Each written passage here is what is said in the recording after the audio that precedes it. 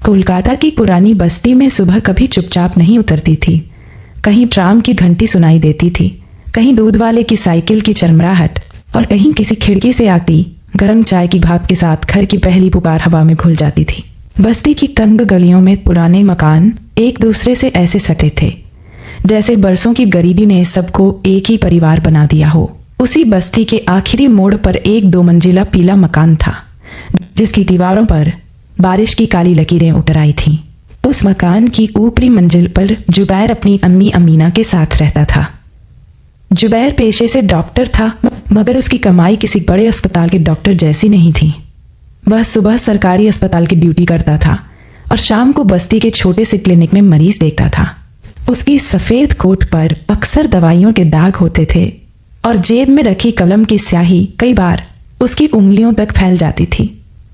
अमीना हर रोज उसे देखते हुए कहती थी, बेटा, तो दूसरों की धड़कन संभालते संभालते अपनी जिंदगी कब संभालेगा?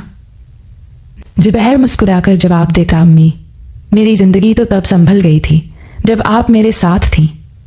अमीना उस बात पर हंस देती, मगर उसकी आंखों के नीचे छिपी थकान किसी से नहीं छिपती थी।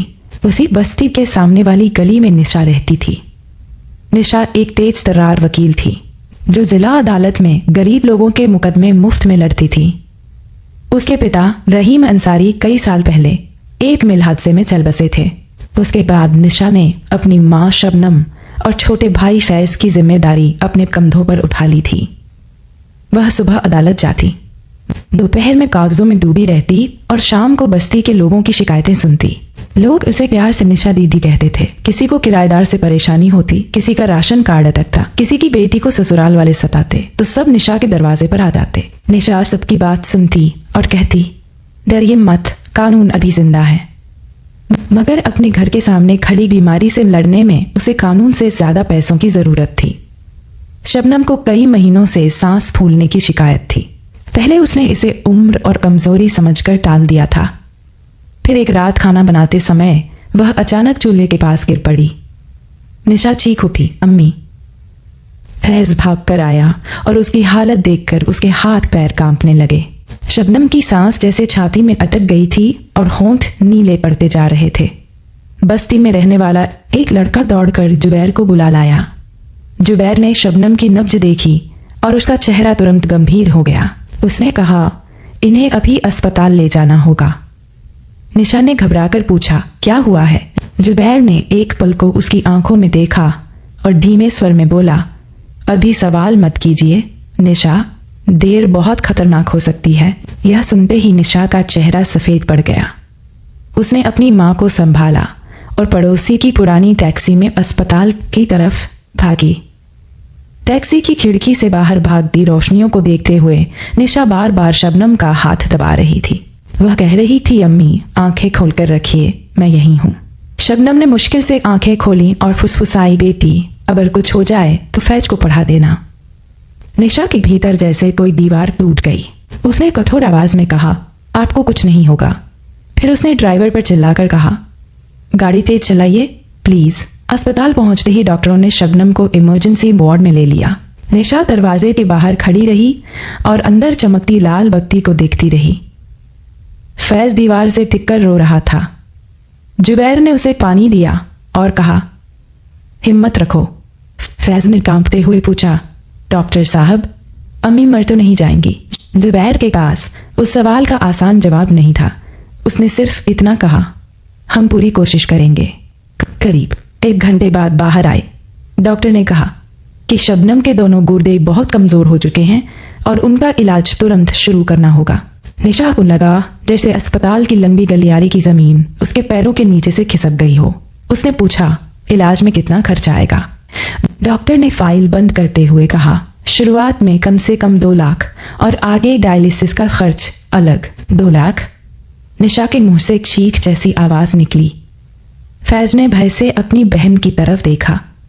निशा ने होंठ काट लिए ताकि उसके आंसू डॉक्टर के सामने न गिरे। उसके पास घर चलाने के लिए भी मुश्किल से पैसे बचते थे। अदालत में गरीबों के केस लड़ने से उसे सम्मान बहुत मिला था, मगर फीस कम। जुबैर एक कोने में खड़ा सब सुन रहा था।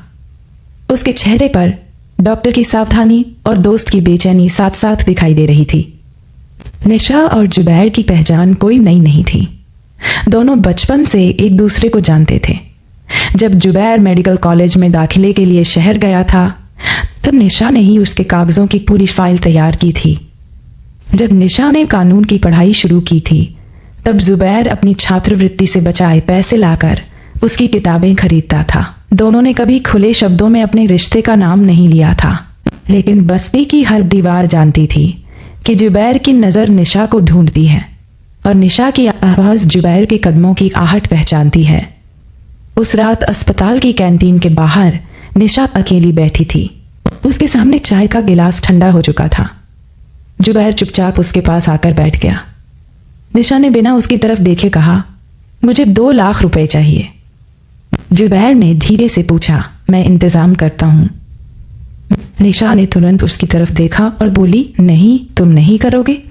क्यों? क्योंकि मैं किसी पर एहसान लेकर अपनी मां को बचाना नहीं चाहती। जुबैर की आंखों में चोट उतर आई। उसने कहा, यह एहसान नहीं है। निशा हंस पड़ी, मगर वह हंसी बहुत कड़वी थी। गरीबों के लिए हर मदद पहले एहसान लगती है जुबैर, फिर हिसाब बन जाती है। जुबैर ने उसकी ओर झुककर कहा, तुम मुझे भी उन लोगों जैसा समझती हो। निशा कुछ नहीं बोली। उसकी आंखों से 2 आंसू गिरकर हाथ पर आ टिके। जुबैर ने पहली बार उसका हाथ पकड़ना चाहा, लेकिन निशा ने हाथ पीछे खींच लिया। वह बोली, मेरी मां की बीमारी के सामने मैं किसी रिश्ते की कीमत नहीं लगाऊंगी। जुबैर ने गंभीर स्वर में कहा, और अगर रिश्ता कीमत मांग ही न रहा हो तो? निशा ने उसकी ओर देखा, मगर जवाब नहीं दिया। अगले दिन से निशा ने पैसे जुटाने की दौड़ शुरू कर दी। उसने अपनी जमा पूंजी निकाली। उसने घर के पुराने गहने बेच दिए। उसने अदालत के 2 बड़े केस जल्दी निपटाने के लिए रात दिन मेहनत की। उसने कई लोगों से उधार मांगा, मगर हर जगह एक ही जवाब मिला, इतना बड़ा खर्च हम नहीं उठा सकते। कुछ लोगों ने सलाह दी कि वह अपनी पुरानी बस्ती वाला मकान बेच दे। वह मकान उसके पिता की आखिरी निशानी था। निशा ने कहा, मकान बिक गया तो अम्मी इलाज के बाद कहाँ लौटेंगी? एक साहूकार ने उसे भारी ब्याज पर पैसे देने की पेशकश की। उसने कागज सामने रखकर कहा, बस अंगूठा लगा दीजिए, पैसा अभी मिल जाएगा। निशा ने दस्तावेज पढ़ा और उसके चेहरे का रंग बदल गया। उसने तीखे स्वर में कहा, यह कर्ज नहीं, मेरे घर पर कब्जे का कागज है। साहूकार मुस्कुराया और बोला, वकील साहिबा, कानून किताब में अच्छा लगता है, जिंदगी में पैसा चलता है। निशा ने कागज फाड़कर उसके मुंह पर फेंक दिया। मेरी मजबूरी खरीदने की कोशिश मत करना। साहूकार की आंखों में गुस्सा चमका। वह बोला, फिर अपनी मां को दुआओं से ठीक कर लेना। उस दिन शाम को अस्पताल से फोन आया कि शबनम को तुरंत डायलिसिस की जरूरत है। निशा के हाथ से मोबाइल गिरते गिरते बचा। उसने पूछा, आज ही? उधर से आवाज आई, जी, वरना हालत बिगड़ सकती है। निशा की सांस तेज हो गई। वह भागती हुई अस्पताल पहुंची। डायलिसिस मशीन के पास लेटी शबनम ने अपनी बेटी को देखा और कमजोर मुस्कान दी। निशा ने पूछा, अम्मी, दर्द हो रहा है? शबनम ने कहा, दर्द तो तेरे चेहरे पर है बेटी। निशा उनके पैरों के पास बैठ गई। वह बोली, मैं पैसे ले आऊंगी। शबनम ने उसका सिर सहलाया और कहा, अपने आप को मत बेच देना। निशा चौंक गई। आप ऐसा क्यों कह रही हैं? शबनम ने नजरें फेर ली। मां हूं, बेटी, दुनिया को पहचानती हूं। उसी समय जुबैर कमरे में आया। वह कुछ कहना चाहता था, मगर शबनम की नजर पड़ते ही रुक गया। शबनम ने उसे पास बुलाकर कहा, जुबैर, मेरी बच्ची को अकेला मत छोड़ना। निशा ने तुरंत कहा, अम्मी, ऐसी बातें मत कीजिए। शबनम ने आंखें बंद कर लीं। जुबैर ने चुपचाप मशीन की रीडिंग देखी। उसकी उंगलियां कागज पर थीं, मगर ध्यान निशा के टूटते चेहरे पर था। रात में जुबैर अपनी अम्मी के पास लौटा तो अमीना दरवाजे पर बैठी उसका इंतजार कर रही थी। उसने पूछा, शबनम की हालत कैसी है? जुबैर ने कहा, बहुत नाजुक है। अमीना ने उसकी आंखों में झांक कर पूछा, और निशा? जुबैर चुप रहा। अमीना ने गहरी सांस ली और बोली, बेटा, किसी इंसान का हाथ पकड़ने से पहले यह मत देख कि उसके पास क्या है, यह देख कि वह गिरते समय किसे पुकार रहा है। जुबैर ने कहा, अम्मी मैं उसे मदद देना चाहता हूं। तो मदद दे, मगर उसका स्वाभिमान मत छीन। उस रात जुबैर ने एक फैसला किया। उसने अपने कॉलेज के पुराने साथियों को फोन किया। उसने बस्ती के लोगों को इकट्ठा किया। उसने किसी से दान मांगने के बजाय एक छोटा मेडिकल कैंप लगाने की योजना बनाई। उसने कहा, हम इलाज के लिए फंड बनाएंगे, मगर हर पैसा हिसाब से आएगा और हिसाब से जाएगा। निशा को जब यह पता चला तो वह नाराज हो गई। वह जुबैर के क्लिनिक में पहुंची और बोली, तुमने मेरी अनुमति के बिना यह सब क्यों किया? जुबैर ने शांत स्वर में कहा, क्योंकि तुम्हारी माँ को तुम्हारी अनुमति से ज्यादा जिंदगी की जरूरत है।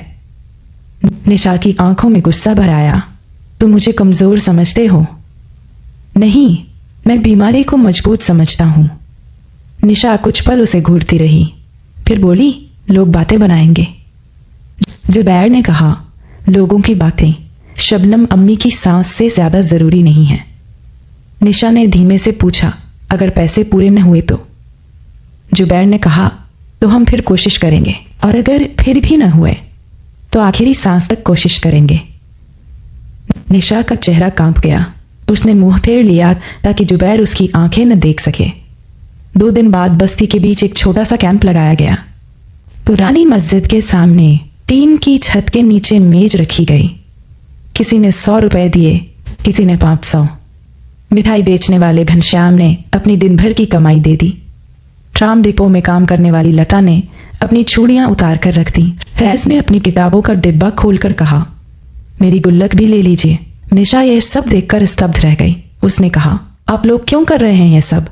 घनश्याम ने मुस्कुराकर कहा, क्योंकि आपने हम सबके लिए लड़ना सीखा है दीदी, अब हमें आपके लिए खड़ा होना है। निशा की आंखों से आंसू बह निकले। जुबैर ने उसे देखा और पहली बार उसके चेहरे पर उम्मीद की हल्की रोशनी दिखाई दी।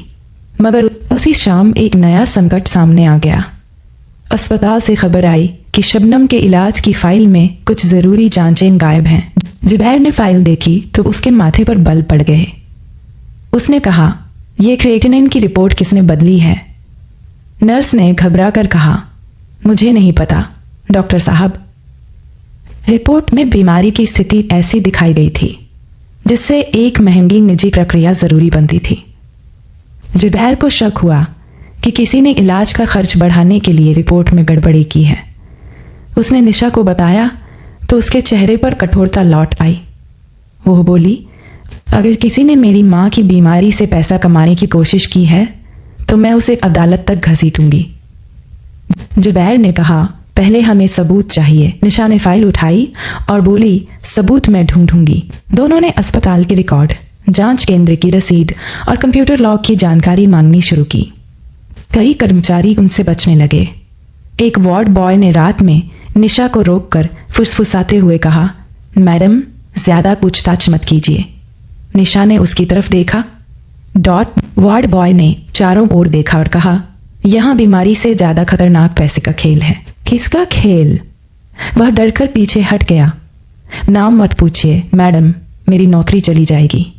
तभी अंधेरे गलियारे के आखिर से किसी धातु के गिरने की तेज आवाज आई। निशा और वार्ड बॉय दोनों चौंकर उधर देखने लगे। कुछ क्षणों तक वहां कोई नहीं था। फिर एक परछाई तेजी से सीढ़ियों की तरफ भागी। निशा उसके पीछे दौड़ी। जुबैर ने दूर से चिल्लाकर कहा, निशा अकेले मत जाओ। निशा ने सीढ़ियों पर पहुंचकर देखा कि नीचे का दरवाजा खुला हुआ था।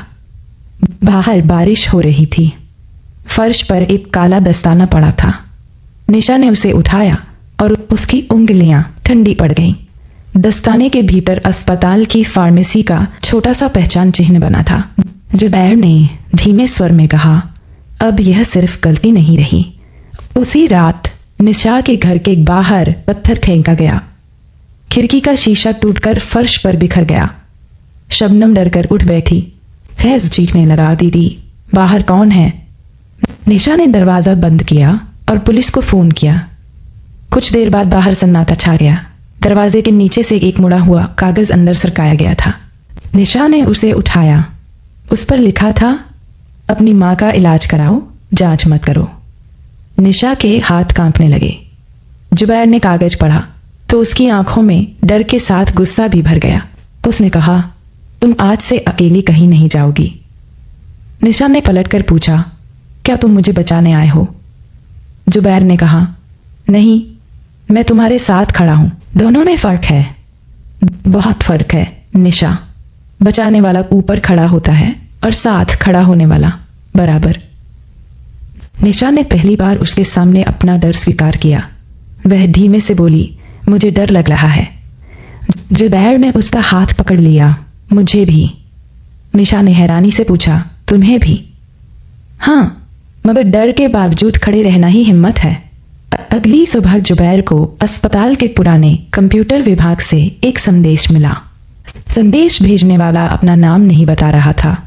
उसने लिखा था कि शबनम की मूल रिपोर्ट एक निजी डायग्नोस्टिक सेंटर में सुरक्षित है। जुबैर ने निशा के साथ वहां जाने का फैसला किया। सेंटर शहर के एक व्यस्त बाजार में था। काउंटर पर बैठे युवक ने पहले रिपोर्ट देने से इनकार कर दिया। निशा ने अपना परिचय दिया और कहा, रिकॉर्ड रोकना अपराध है। युवक ने घबराकर पीछे के कमरे में फोन किया। कुछ मिनट बाद एक भारी शरीर वाला आदमी बाहर आया। उसने कहा, मैडम, यहाँ रोज लोग आते हैं, आप धमकी देकर काम नहीं करा सकती। निशा ने उत्तर दिया, मैं धमकी नहीं दे रही, कानून समझा रही हूं। आदमी ने जुबैर की तरफ देखकर व्यंग्य किया, डॉक्टर साहब, इलाज करिए, वकालत इनसे करवाइए। जुबैर ने शांत स्वर में कहा, हम दोनों अपना काम जानते हैं, आप अपना कीजिए। आदमी ने एक फाइल मेज पर पटक दी। फाइल के भीतर शबनम की मूल रिपोर्ट थी। रिपोर्ट में बीमारी गंभीर थी, मगर वह महंगी प्रक्रिया तत्काल जरूरी नहीं थी। अस्पताल में लगाई गई रिपोर्ट साफ तौर पर बदली गई थी। निशा ने राहत की सांस ली, मगर उसी क्षण पीछे से दरवाजा बंद होने की आवाज आई। भारी शरीर वाला आदमी बोला, यह फाइल यहां से बाहर नहीं जाएगी। निशा ने मोबाइल निकाल कर कहा, तो फिर यह बातचीत अभी लाइव रिकॉर्ड हो रही है। आदमी का चेहरा पीला पड़ गया। जुबैर ने दरवाजे की तरफ देखा और उसकी धड़कन तेज हो गई। बाहर दो आदमी खड़े थे। एक ने दरवाजा पीटते हुए कहा, फोन बंद करो। निशा ने फौरन रिकॉर्डिंग अपने भाई फैज को भेज दी। वह बोली, अब यह सिर्फ मेरे फोन में नहीं है। बाहर खड़े आदमी कुछ पल के लिए चुप हो गए। जुबैर ने धीरे से कहा, अब दरवाजा खोलिए। भारी आदमी ने चाबी घुमाई, मगर बाहर के दोनों लोग गायब थे। निशा ने फाइल सीने से लगा ली। वह बोली, अब कोई मेरी मां को पैसों का रास्ता नहीं बनाएगा। अस्पताल लौटकर निशा ने प्रशासन के सामने लिखित शिकायत दी। जुबैर ने मेडिकल बोर्ड से शबनम की दोबारा जांच करवाई। रिपोर्ट ने साफ कर दिया कि डायलिसिस जरूरी है, मगर निजी अस्पताल की महंगी प्रक्रिया नहीं। फिर भी हर डायलिसिस का खर्च परिवार के लिए भारी था। बस्ती का फंड धीरे धीरे बढ़ रहा था, मगर पर्याप्त नहीं। एक रात जुबैर को अपने पुराने मेडिकल कॉलेज के दोस्त आर्यन का फोन आया। आर्यन अब शहर के बड़े अस्पताल में काम करता था। उसने कहा, जुबैर, हमारे हॉस्पिटल में चैरिटेबल कोटा है, लेकिन कुछ डॉक्यूमेंट्स चाहिए। जुबैर ने पूछा, कितना खर्च बचेगा? लगभग 70%। जुबैर ने आंखें बंद कर ली। यह खबर उम्मीद जैसी थी, लेकिन अगले दिन आर्यन ने फोन करके कहा कि चैरिटेबल कोटा अचानक बंद कर दिया गया है। जुबैर ने पूछा, किसके आदेश से? आर्यन ने धीमे स्वर में कहा, ऊपर से दबाव है, दोस्त। डॉट किसका? नाम पूछकर मुझे मुसीबत में मत डालो। फोन कट गया। जुबैर देर तक मोबाइल को देखता रहा। उसे पहली बार लगा कि बीमारी सिर्फ शबनम के शरीर में नहीं है, पूरा सिस्टम लालच से संक्रमित हो चुका था। इसी बीच अमीना की तबीयत भी खराब हो गई। उसे तेज बुखार आया और वह सीढ़ियों पर बेहोश होकर गिर पड़ी। जुबैर उसे उठाकर क्लिनिक ले गया। निशा भी वहां पहुंच गई। उसने घबराकर पूछा, अम्मी को क्या हुआ? जुबैर ने कहा, शायद संक्रमण है, जांच करनी होगी। निशा ने तुरंत कहा, जांच कराओ। जुबैर ने उसकी तरफ देखा। पैसे? निशा ने दृढ़ आवाज में कहा, अब पैसे का सवाल तुम नहीं करोगे। वह अपनी अलमारी से एक लिफाफा लेकर आई। लिफाफे में उसके केस की फीस थी। जुबैर ने कहा, यह तुम्हारी माँ के इलाज के लिए है। निशा बोली, और अमीना अम्मी भी मेरी माँ जैसी हैं। जुबैर की आंखें भर आईं। उसने कहा, तुमने तो कहा था कि एहसान नहीं लेना। निशा ने हल्की मुस्कान के साथ कहा, यह एहसान नहीं, साझेदारी है। अमीना ने बुखार में भी दोनों की बात सुन ली। उसने आंखें खोलकर कहा, अब तो तुम दोनों को समझ आ जाना चाहिए कि मंजिल अकेले नहीं मिलती। निशा और जुबैर एक दूसरे को देखते रह गए। अमीना की जांच में गंभीर बीमारी नहीं निकली, मगर डॉक्टर ने आराम की सलाह दी।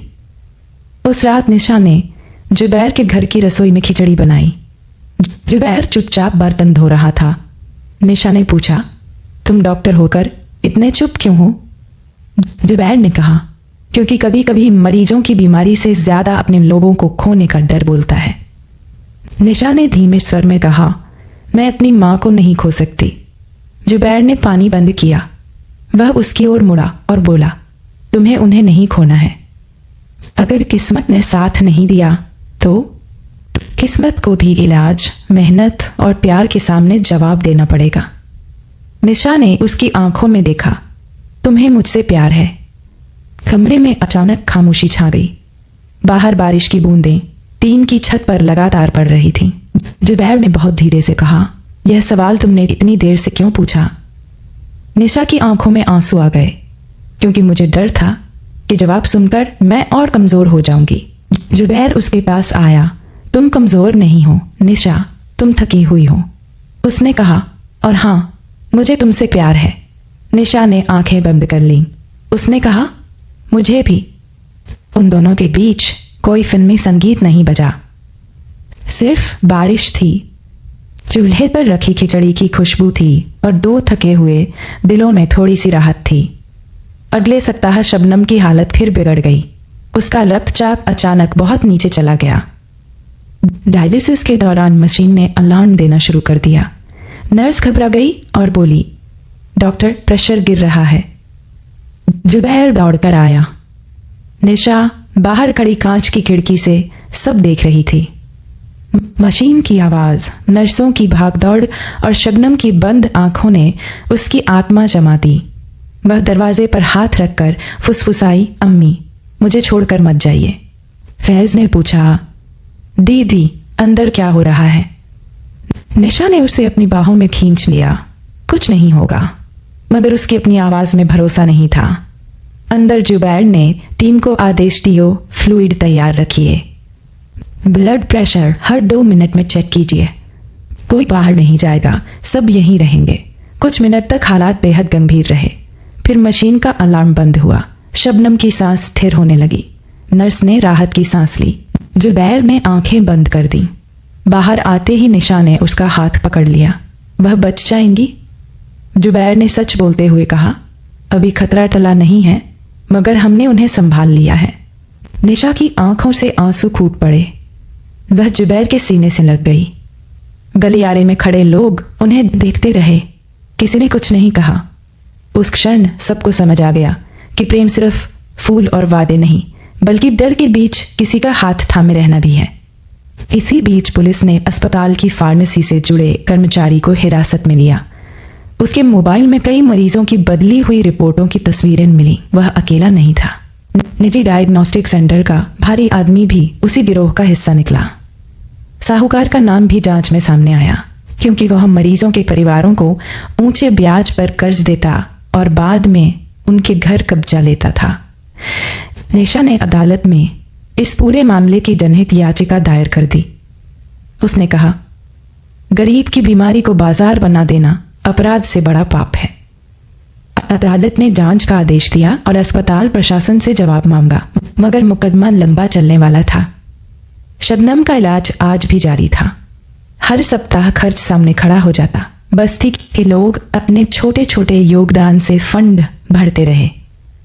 जुबैर ने अपनी क्लिनिक की कमाई का बड़ा हिस्सा इलाज में लगा दिया। निशा ने अदालत में ज्यादा फीस वाले केस स्वीकार किए, मगर गरीबों के केस छोड़ना बंद नहीं किया। एक दिन उसने जुबैर से कहा, हम कब तक इसी तरह चलते रहेंगे? जुबैर ने जवाब दिया, जब तक मंजिल नहीं आती। मंजिल कैसी होगी? जहां शबनम अम्मी बिना मशीन के सांस लेंगी, अमीना अम्मी बिना चिंता के सोएंगी और फैज अपनी पढ़ाई पूरी करेगा। निशा ने कहा, और तुम? जुबैर मुस्कुराया, मैं तुम्हारे साथ बैठकर चाय पीऊंगा। बस?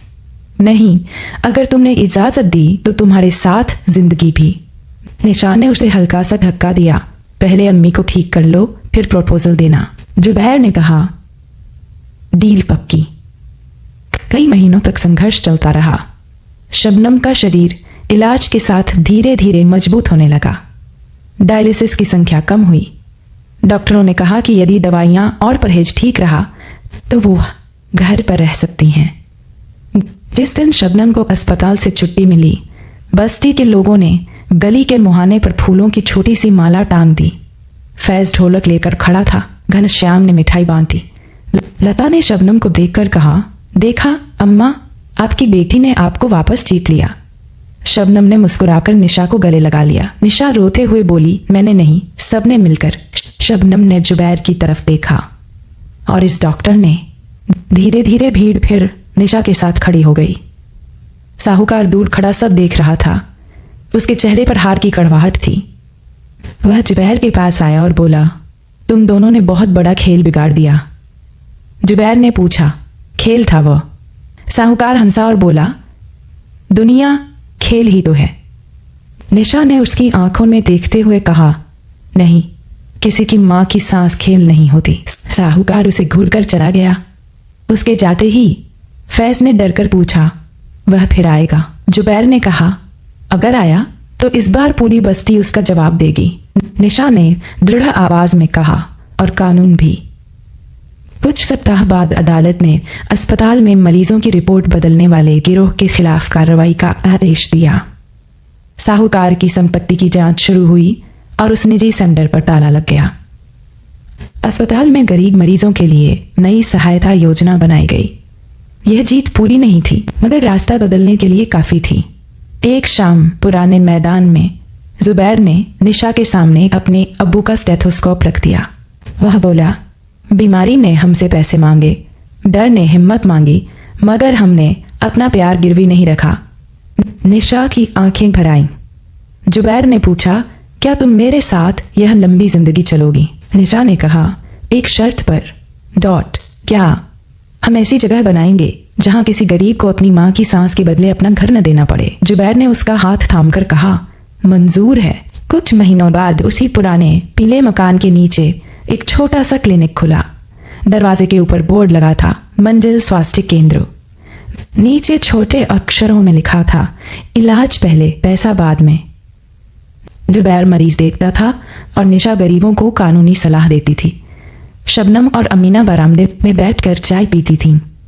फैज अपनी पढ़ाई करता और कहता कि वह बड़ा होकर डॉक्टर बनेगा।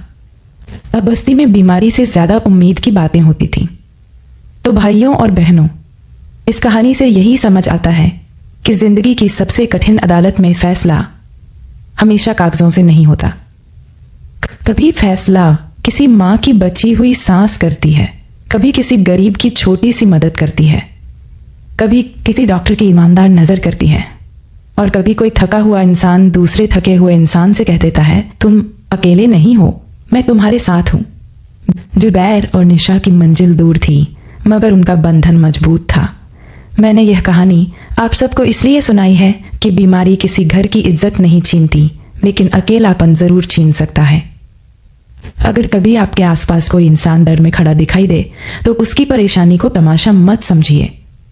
हो सकता है उसे करोड़ों नहीं, सिर्फ आपके भरोसे की जरूरत हो, क्योंकि कई बार एक हाथ किसी की जान नहीं, पूरी जिंदगी बचा लेता है। अब आप सब बताइए, अगर आप जुबैर की जगह होते तो क्या करते? और अगर आप निशा की जगह होते तो क्या अपनी मां को बचाने के लिए अपने सपनों से समझौता करते? सोचिएगा, क्योंकि यह कहानी यहीं खत्म नहीं होती। यह हर उस घर में फिर शुरू होती है जहां बीमारी दरवाजे पर दस्तक देती है और कोई भीतर से कांपती आवाज में कहता है, डरिए मत, हम साथ हैं। मैं फिर किसी शाम आप सबके बीच बैठकर ऐसी ही एक कहानी लेकर आऊंगा। तब तक अपने घर के बुजुर्गों का हाथ थामे रखिए, अपने बच्चों को उम्मीद दीजिए और किसी जरूरतमंद को अकेला मत छोड़िए, क्योंकि मंजिल भले अलग अलग हो, मगर सच्चा बंधन हमें एक ही रास्ते पर ले जाता है। और यही थी जुबैर, निशा और उनकी पुरानी कोलकाता बस्ती की कहानी। If you enjoyed this video, there's plenty more waiting for you on Orc. Whether you're in the mood for historical stories, breaking news, horror, science, mythology, drama, crime, comedy, or jokes, simply visit the playlist section on our channel and choose the content that matches your mood.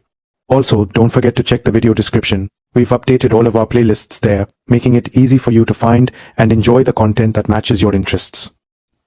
If you like our work and want to support us in creating more quality videos, please subscribe to Orc, like this video, and share it with your friends and family. Thanks for watching, and we'll see you in the next video.